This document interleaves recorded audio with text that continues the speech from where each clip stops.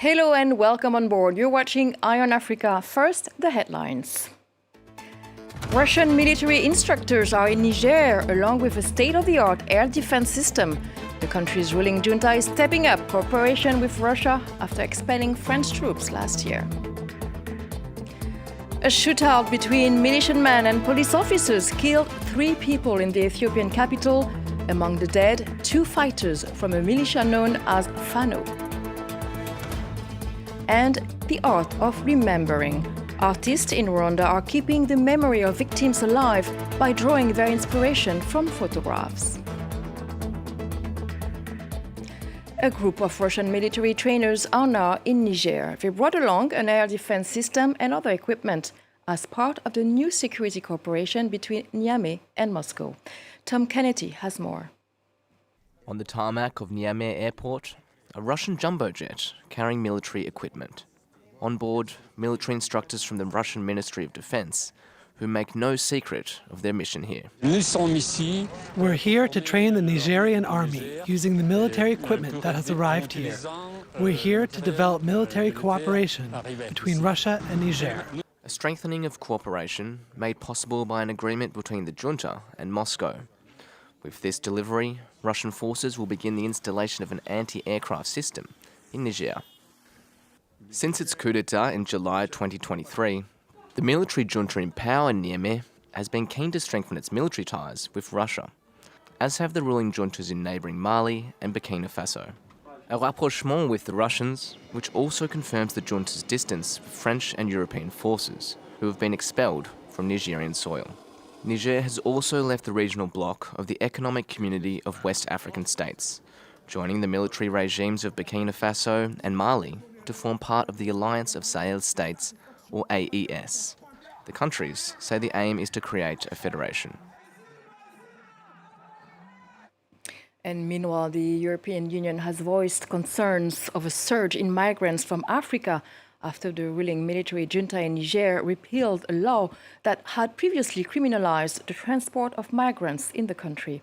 A sensitive issue right before June's European elections. Harold Gerard has more.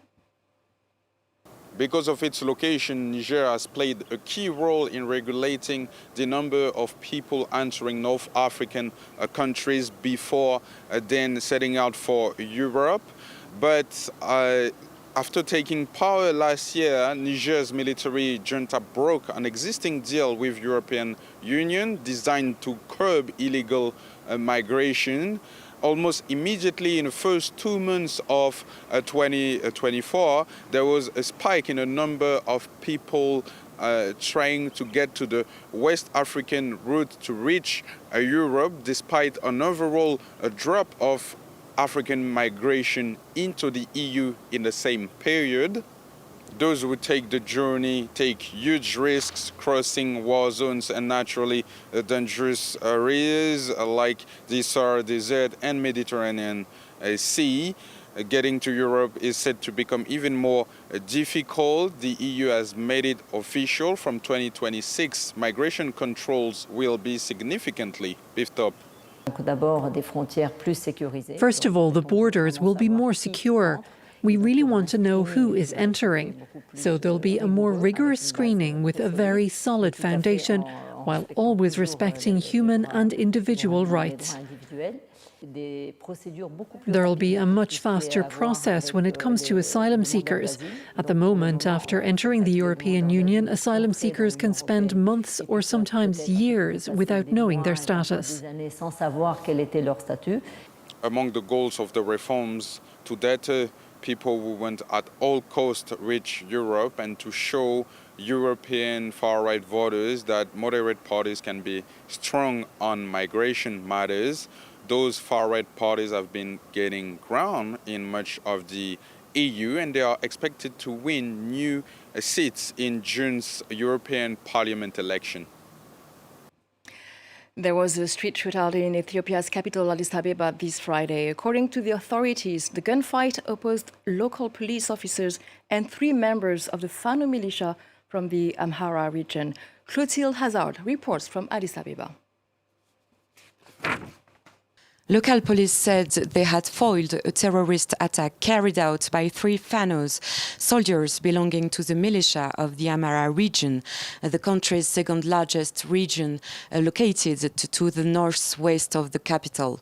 According to the authorities, the 3 armed men attempted to carry out the attack in a car.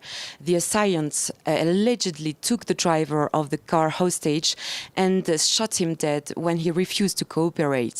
As they refused to surrender, 2 of the 3 attackers were killed by police and 2 police officers were injured in the shootout. The 3rd gunman was arrested. The attack took place in Bole, a relatively affluent area of the capital, near a large shopping center, Millennium Hall. This is officially the first attack by the Fano militia in Addis Abeba. It has now been a year since the conflict broke out in the Amhara region between the federal forces and the regional Fano militia. It follows the federal government's decision to disarm the regional army, a decision seen as a betrayal by the local forces. Until now, the conflict has been confined to the borders of the Amhara region, where fighting is taking place behind closed doors. The internet has been cut off and journalists are not allowed in. A state of emergency has been declared in the country since the fighting began. Amnesty International and the Ethiopian Human Rights Commission have on several occasions denounced extrajudicial executions on the spot by the federal army. They are calling for transparent investigations for the victims. As the Pretoria authorities continue to press for a ceasefire in Gaza, South African citizens have joined the ranks of the Israeli army. Naledi Pandor, the foreign minister, has repeatedly stated that these soldiers would be arrested and brought to justice if they return to the country. And the country's pro-Palestinian organizations say they are gravely concerned. Anne Wenzel has been following the story. It is not clear exactly how many South Africans are fighting alongside IDF soldiers in the Israeli army. But every once in a while, social media throws up a face or a name of what appears to be South Africans expressing their commitment to and participation in Israel's war in Gaza. This has led the Palestine Solidarity Campaign, or PSC, to ask the South African authorities to act. The PSC says 1,200 people have signed an online petition and are urging the Minister of Justice to note that the regulation of Foreign Military Assistance Act prohibits South African citizens from fighting abroad without proper authorization. The PSC has also submitted a list of 70 names to the National Prosecuting Authority to bring charges. But Professor Michelle Nell says finding evidence to prosecute South Africans fighting in Gaza may prove difficult. Because remember, the standard is beyond reasonable doubt. And it is actually quite difficult because these offences are committed in other countries. Now, although the legislation has extraterritorial jurisdiction, meaning that you can prosecute them for these offences committed overseas, you will need the help of the country to gather the evidence. And I don't think Israel, for example, is going to be very open to providing that kind of evidence and either confirming or denying whether a person is fighting on their behalf. Because if you read, in terms of their blogs and the information that they are giving out, they are not telling people, don't come and fight for us. They are basically saying to them, don't post it on social media. Some are also calling for those who fought for Israel to be stripped of their South African citizenship. But this seems improbable, as the South African Constitution says only naturalized citizens can be stripped of their citizenship. As Rwanda commemorates the 30th anniversary of the genocide against the Tutsi, a group of young artists is helping to preserve the memory of the victims by creating portraits of some of them, copied from old photographs. For the illustrators who were not even born when the genocide took place, the project gives them a new insight into their country's deeply painful past. Be it on sketch pads or computer tablets, these young Rwandans are recreating portraits of victims of the 1994 genocide, a way for their loved ones to keep on remembering. The illustrators, like the majority of Rwanda's population, were not even born when the 100-day killing spree by Hutu extremists was unleashed against the Tutsi minority 30 years ago. In addition to preserving the memories of some of the 800,000 victims, the artists themselves can get a new insight into their country's painful past. The project is the brainchild of Kigali artist King Gabo. We invite people to send their picture for their beloved ones on emails, on social medias, on WhatsApp, and then for those damaged pictures, we bring back in the studio, and then we put them on the studio and bring it back to life. Genocide survivor Nyirabimana Aliet can't hold back her tears when remembering her parents and older sister, all murdered in 1994, as she hands over their old photographs. My children often ask me when their grandmother was killed. They ask me lots of questions about what happened to the family. So being able to see the drawings at home will give them a picture of people, like my older sister who was killed before she got married or had children.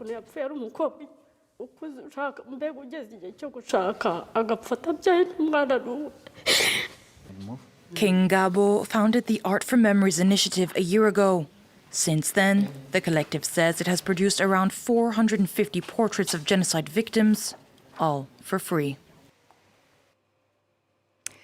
And that's the end of this edition. Thank you for watching Eye on Africa. Stay tuned for more news.